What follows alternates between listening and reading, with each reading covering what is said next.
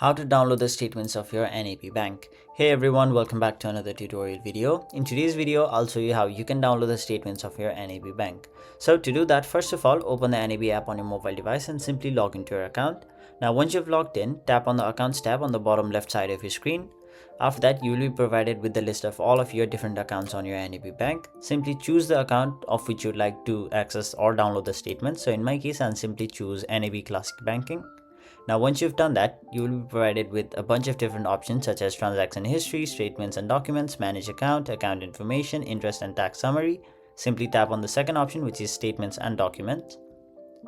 After that, you'll have to choose the document type, the statement period, let's say the last 3 months, or you can simply choose from which day till which day you'd like the statements of. Simply tap on the option view statements and it'll simply provide you all the statements in that specific time period.